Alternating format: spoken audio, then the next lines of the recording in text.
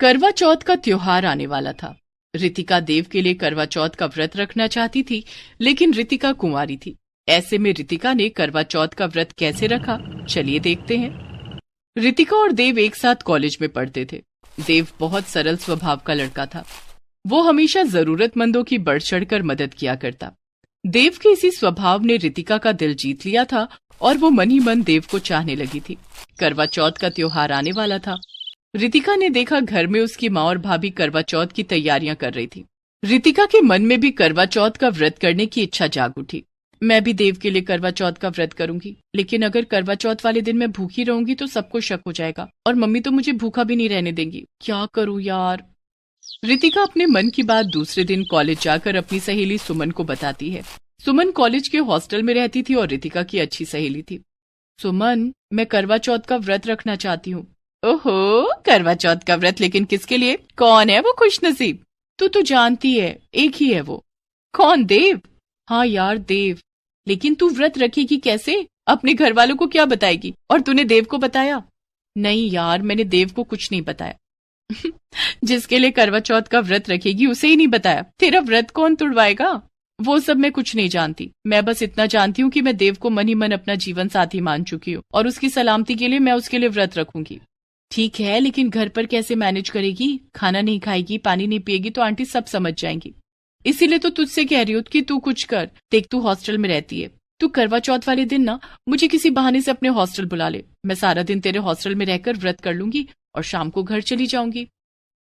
ठीक है। अगले हफ्ते करवा चौथ का त्योहार आने वाला है। चल, तुझे शॉपिंग करवाती हूँ। सुमन रितिका को मार्केट ले जाती है और करवा चौथ के लिए उसे लहंगा, चूड़ियां और मैचिंग की ज्वेलरी दिलाती है। उसके बाद दोनों सहेलियां अपने अपने घर आ जाती हैं। करवा चौथ को लेकर रितिका मन ही मन बहुत खुश थी। धीरे धीरे दिन बीत रहे थे और करवा चौथ नजदीक आ रहा था। करवा चौथ को बस एक दिन बाकी रह गया था। रितिका ने अपने हाथों से अपनी माँ और भाभी के हाथों में मेहंदी लगाई। अरे वाह रितिका, तुमने तो बेहद खूबसूरत मेहंदी लगाई है। हाँ, इस मेहंदी के लिए तो तुझे पूरे 500 रुपए मिलते हैं। अपनी भाभी और माँ के हाथों में मेहंदी देखकर रितिका सोचती है, मेहंदी के बिना करवा चौथ का व्रत अधूरा है। मुझे भी अपने हाथों में मेहंदी लगानी है, लेकिन कैसे लगाऊं? कहीं किसी को शक हो गया तो? क्या सोचने लगी रितिका? भाभी, आप दोनों के हाथों की मेहंदी देखकर ऐसा लग रहा है कि काश मेरे हाथों में भी मेहंदी लग जाए। लगवा देंगे, जल्दी ही तेरे हाथ पीले कर देंगे। अगले साल ही तू करवा चौथ पर मेहंदी लगवा लेना। लेकिन माँ, अगले साल किसने देखा है? मेरा तो अभी बहुत मन हो रहा है। ठीक है, तेरा अभी मन है तो जा, बाजार जाके मेहंदी लगवा ले। ये मेरी तरफ से 500 रुपए, और जाकर मेहंदी लगवा लो। एक ही तो ननद है मेरी, उसकी हर इच्छा पूरी होनी चाहिए। रितिका पार्लर जाती है और दोनों हाथों में मेहंदी लगवाती है। मेहंदी के बीचों बीच उसने देव के नाम का पहला अक्षर डी भी लिखवा लिया। दूसरे दिन करवा चौथ का त्योहार था। सुबह 4 बजे रितिका की भाभी और माँ सरगी कर रही थी। अब सरगी के लिए क्या बहाना बनाऊं? कोई बात नहीं, देव के लिए तो मैं बिना सरगी के ही व्रत कर सकती हूँ। ऐसा सोचकर रितिका सो जाती है।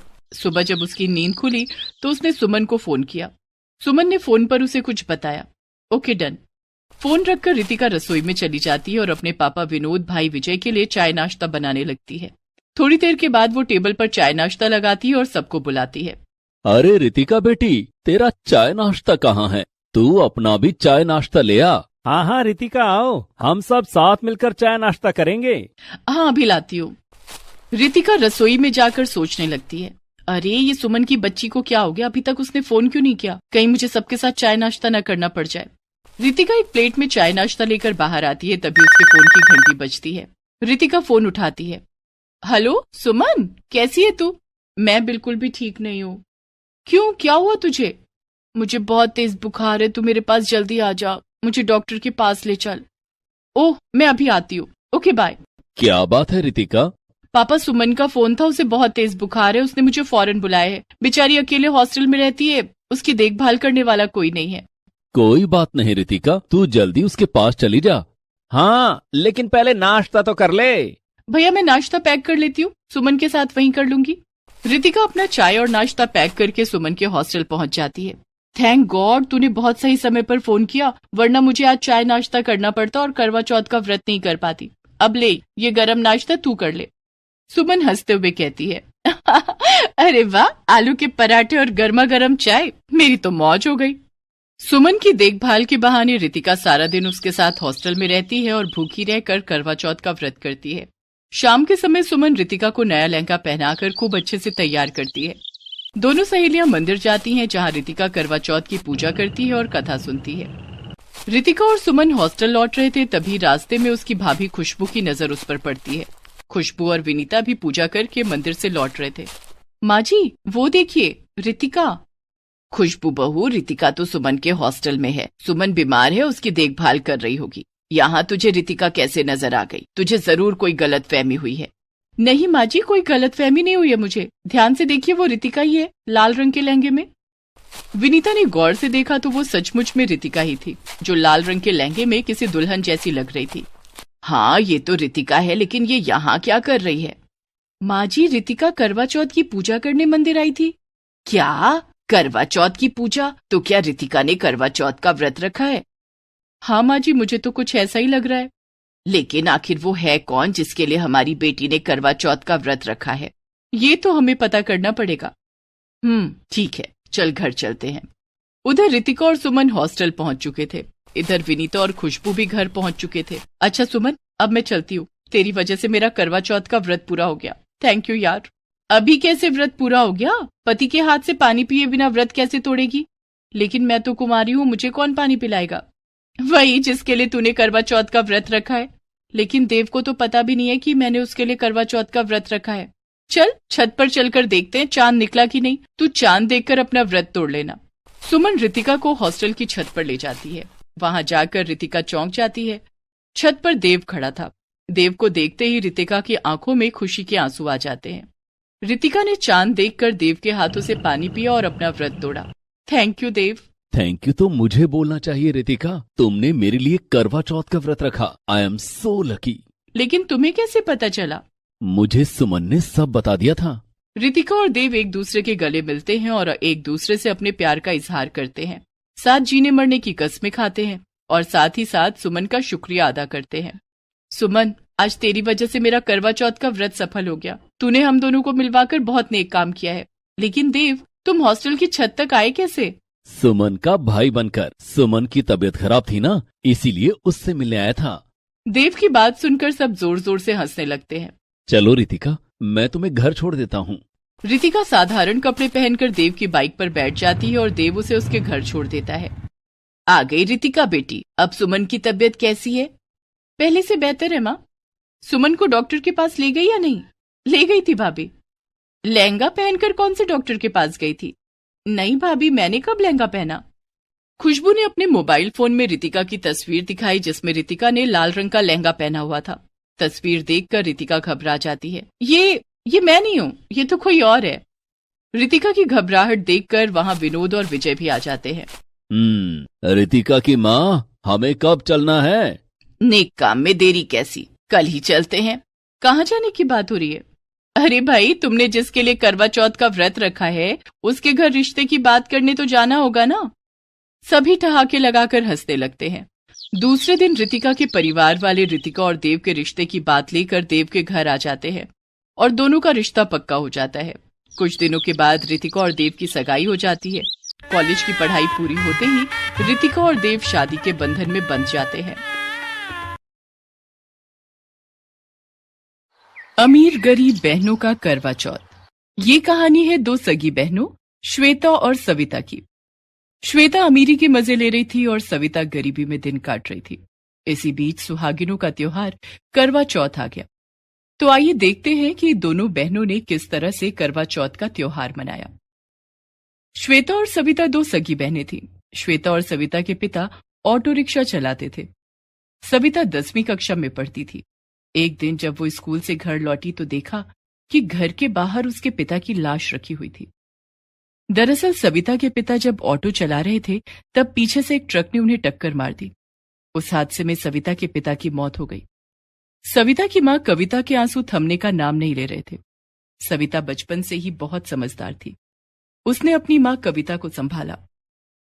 मां, तुम परेशान मत हो। होनी को शायद यही मंजूर था। पिताजी हमें अकेला छोड़कर नहीं गए। वो हमेशा हमारे दिलों में जिंदा रहेंगे। पिता की मौत के बाद सविता की पढ़ाई छूट गई थी। लेकिन श्वेता ने तब तक कॉलेज की पढ़ाई पूरी कर ली थी। धीरे धीरे समय बीतता गया। श्वेता ने शहर के बड़े होटल में मैनेजर की नौकरी ज्वाइन कर ली। कम पढ़ी लिखी होने के कारण सविता नौकरी नहीं कर सकती थी, लेकिन उसके हाथों में मेहंदी लगाने का गजब का हुनर था। वो मेहंदी लगाकर जो पैसे कमाती वो अपनी माँ कविता को दे देती। एक दिन, पंडित जी, मेरी दोनों बेटियां शादी के लायक हो गई हैं। इनके लिए कोई अच्छा सा लड़का बताइए। दोनों की शादी करके मैं गंगा नहाऊं। दोनों बहनों में श्वेता बहुत चालाक थी और देखने में भी वो सविता से ज्यादा सुंदर थी। माँ, मुझे तो मेरे होटल के मालिक के बेटे ने शादी के लिए प्रपोज किया है। मैं तो उसी से शादी करूंगी। काफी अमीर लोग हैं। अब मैं किसी गरीब से शादी करके सारी जिंदगी गरीबी में नहीं गुजारना चाहती। बहन कविता, सविता के लिए एक लड़का मेरी नजर में है। ऑटो रिक्शा चलाता है। तुम्हारे पति के दोस्त घनश्याम का बेटा किशोर। हाँ हाँ पंडित जी, किशोर को तो मैंने बचपन से देखा है। बड़ा ही नेक दिल लड़का है। हमारी सविता के लिए ठीक रहेगा। दोनों बहनों की शादी हो जाती है।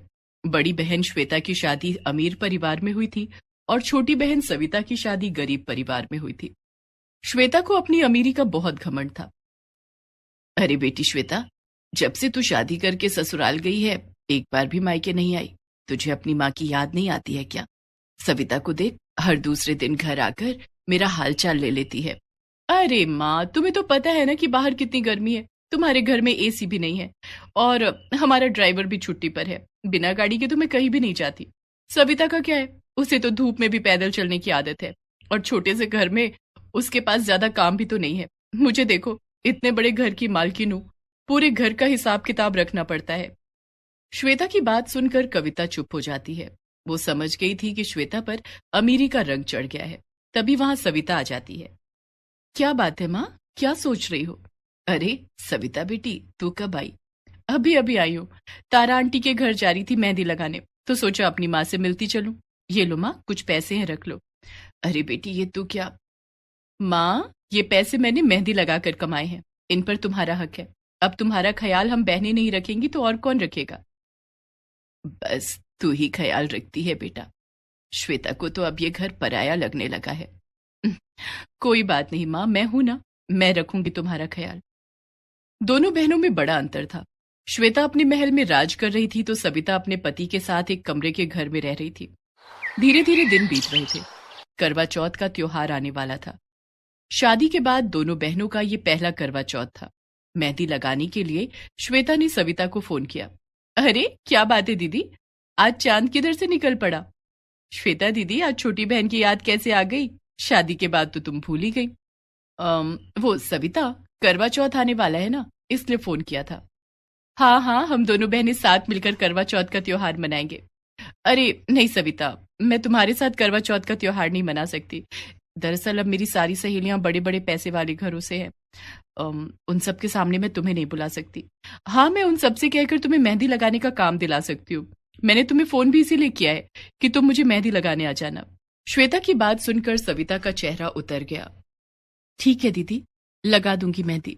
बताओ कब आना है तुम्हारे घर? अरे नहीं सविता, मेरे घर नहीं आना है। दरअसल तू तो जानती है मेरे पति का खुद का होटल का बिजनेस है, तो मेरे और मेरी सारी सहेलियों का मेहंदी लगवाने का प्रोग्राम हमारे होटल में ही होगा। मेहंदी से पहले सभी औरतों का डांस प्रोग्राम भी होगा। सब कुछ मस्त प्लान किया है मैंने। इन सब का फोटो शूट होगा और वीडियो रिकॉर्डिंग भी होगी।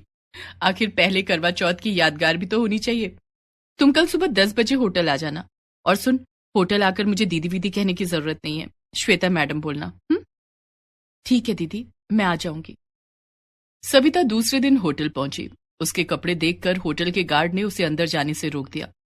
कौन हो तुम? कहाँ जा रही हो? किससे मिलना है? श्वेता मैडम से मिलना है। अपॉइंटमेंट है तुम्हारा? हाँ, मैडम ने मुझे मेहंदी लगाने के लिए बुलाया है। गार्ड ने फोन करके श्वेता से परमिशन ली और फिर सविता को अंदर जाने दिया। सविता ने देखा बड़ी बड़ी गाड़ियों से औरतें वहां आ रही थीं। सविता होटल के अंदर पहुंची। आओ आओ सविता। श्वेता सविता को पकड़कर कोने में ले गई और कहा, यहां किसी को यह बताने की जरूरत नहीं है कि हम दोनों बहनें हैं। मेरा और तुम्हारा स्टैंडर्ड मैच नहीं करता है। कोई पूछे तो कह देना मेहंदी लगाने वाली हूं। ठीक है दीदी। श्वेता की सारी सहेलियां आ चुकी थीं। सभी एक से बढ़कर एक कपड़ों में थी।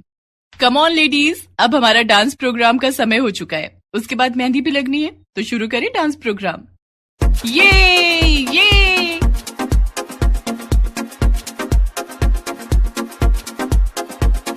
सभी औरतें डांस कर रही थी और फोटोशूट और वीडियो रिकॉर्डिंग चल रही थी। सविता एक कोने में खड़ी ये सब देख रही थी। डांस प्रोग्राम खत्म होने के बाद मेहंदी का प्रोग्राम शुरू हुआ।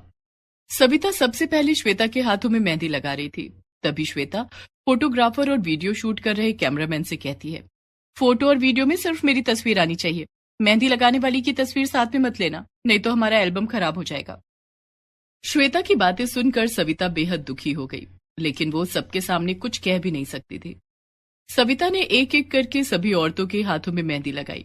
एक से बढ़कर एक डिजाइन की मेहंदी लगाकर उसने सबका दिल जीत लिया, सिवाय अपनी बहन श्वेता के।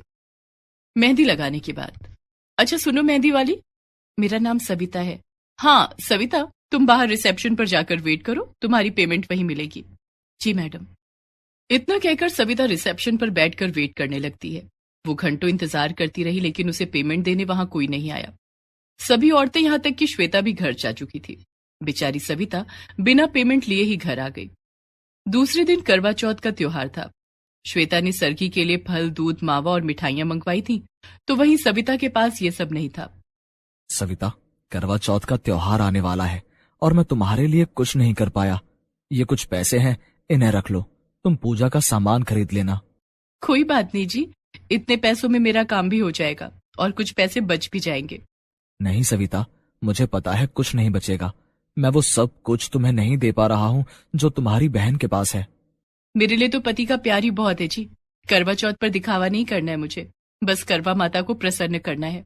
और करवा माता दिखावे से नहीं, बल्कि पति की सेवा और पति के प्रति समर्पण से प्रसन्न होती हैं। अगली सुबह सविता एक गिलास पानी पीकर सरगी कर लेती है। सुबह सविता श्वेता को फोन करती है। हाँ सविता बोल। दीदी वो मेरे पैसे। कैसे पैसे? दीदी कल आपको और आपकी सभी सहेलियों को मैंने मेहंदी लगाई थी, उसके पैसे। तू ये सब छोड़, ये बता शाम को पूजा के समय क्या पहन रही है? दीदी मैं तो अपनी शादी का लहंगा पहन लूंगी। लेकिन वो तो पुराना हो गया है। कहाँ पुराना हो गया, एक बार शादी में ही तो पहना है। और राजेश कहते हैं कि उस लहंगे में मैं बहुत सुंदर लगती हूँ। मैंने तो नया लहंगा खरीदा है पूरे 50,000 में, उसे पहनकर मैं रानी लगूंगी, रानी। अच्छा दीदी, बढ़िया है, मैं तो वही कपड़े पहनूंगी जिसमें मैं अपने पति को रानी लगती हूँ। अच्छा दीदी वो मेरे पैसे मिल जाते तो? हाँ, शाम को पूजा के बाद घर आ जाना, दे दूंगी पैसे। श्वेता ने अपने बड़े से बंगले में करवा माता की पूजा रखी थी, जहां उसकी सारी सहेलियां आ रही थी। पंडित जी बुलाए गए और उन्होंने सबको करवा माता की कथा सुनाई। मोटी दान दक्षिणा देकर श्वेता ने पंडित जी को विदा किया, तो वहीं सविता ने अपने घर में ही खुद से व्रत कथा पढ़कर करवा माता की पूजा की। पूजा के बाद एक एक करके श्वेता की सारी सहेलियां चांद की पूजा करने अपने अपने घर चली गई। चांद निकल आया था। सविता ने भी चांद की पूजा की और राजेश के हाथों से पानी पीकर व्रत तोड़ा। राजेश, मैं श्वेता दीदी के घर जा रही हूँ, दीदी को प्रसाद भी दे दूंगी और उनसे मेहंदी के पैसे भी लेने हैं। ठीक है सविता। सविता प्रसाद लेकर श्वेता के घर पहुंची तो देखा श्वेता ड्राइंग रूम में सोफे पर उदास बैठी थी। अरे दीदी, ये लो प्रसाद। और अकेली क्यों बैठी हो, जीजा जी नहीं आए? नहीं सविता, तेरे जीजा जी अभी तक नहीं आए। आपने फोन किया? फोन तो किया, लेकिन वो फोन उठा ही नहीं रहे। तभी श्वेता के व्हाट्सएप पर उसके पति विराट का वीडियो मैसेज आता है। उस वीडियो में विराट किसी दूसरी महिला को अपने हाथों से पानी पिलाकर उसका व्रत तोड़वा रहा था और मैसेज में लिखा था, डियर श्वेता, अब यही मेरी पत्नी है, मेरी नई मैनेजर पारुल, मैंने इससे शादी कर ली है।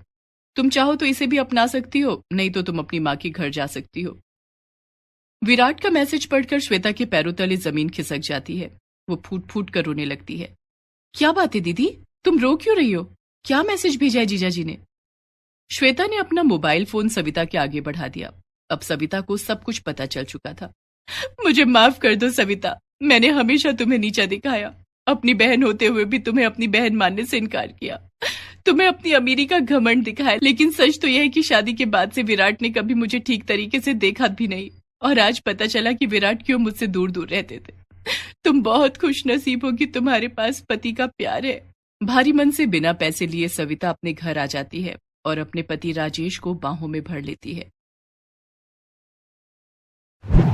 Please subscribe this channel.